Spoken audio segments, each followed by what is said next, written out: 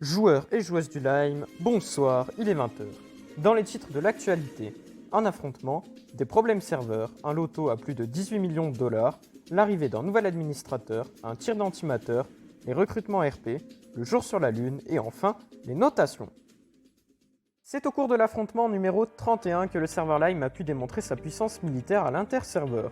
En effet, en écrasant la première poule avec un score de 95, le Lime s'est retrouvé en finale contre le Blue, le White et le Pink, où ils ont encore fait 90 points.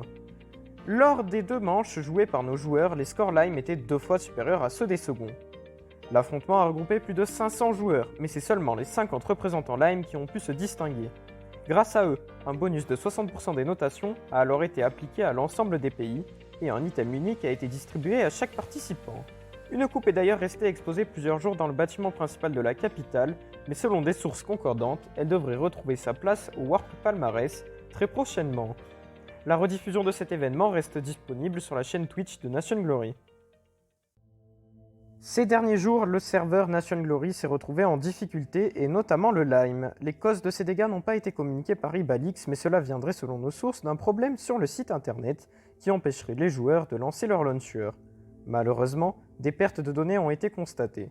L'un des administrateurs a fait un communiqué de presse à ce sujet pour annoncer que certaines plaintes ou remboursements ont été refusés à cause des logs manquantes.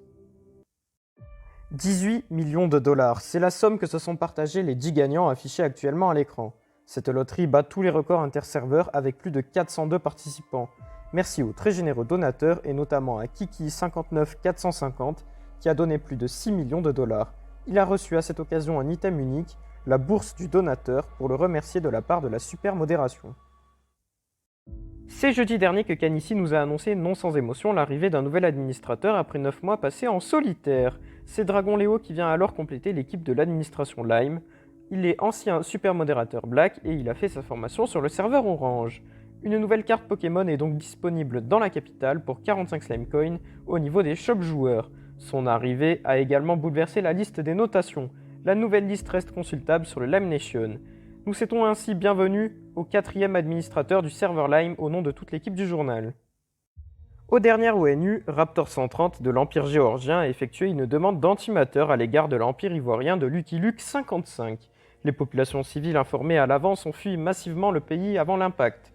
Aucun blessé n'est à déplorer d'après les ONG sur place.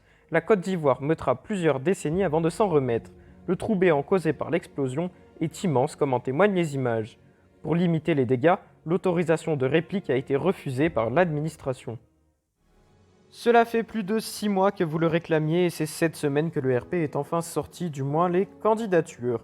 Plus complet que le précédent avec des systèmes inédits à l'interserveur, il se verra affronter 2 camps, Fridge contre Apex. 3 îles seront mis à disposition des joueurs, le camp Apex, la base des Fridge et l'île Voltec où auront lieu les actions RP.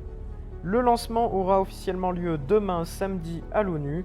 Les recrutements RP ont commencé, vous pouvez faire vos candidatures sur le forum et essayer d'avoir une chance d'être sélectionné pour la deuxième vague. Une nouvelle fonctionnalité plutôt insolite nous permet désormais de mettre le jour sur la lune, mais attention, vous devez rester dans le chunk où vous avez activé le panneau, ou cela vous fera perdre votre argent sans changer l'heure. Aucun remboursement ne sera fait par le haut staff. Du côté des notations, félicitations à l'île Cohots qui finit sur la dernière place du podium avec un score total de 65,6 points, devancé de près par la Terre de Feu avec 66,4. Et la grande gagnante de cette semaine est la Jordanie qui mène largement la danse avec un score de 68,5 points. En espérant que ce récap info vous a plu, n'hésitez pas à nous faire part de vos retours et à la semaine prochaine. Tchuss!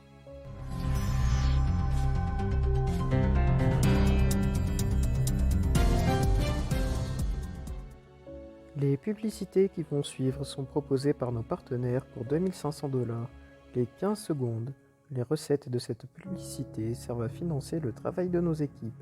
Bien à vous. Plus de 77 contrats réalisés dont 100% des clients sont satisfaits. Ils font tout type de build, que ce soit une maison ou un full build passant par un volcan, tu trouveras ton bonheur. Et le mieux dans tout ça, c'est que les prix sont raisonnables et votre contrat est traité rapidement. Tiens juste à rejoindre leur Discord, créer un ticket et l'expérience terre de build commence.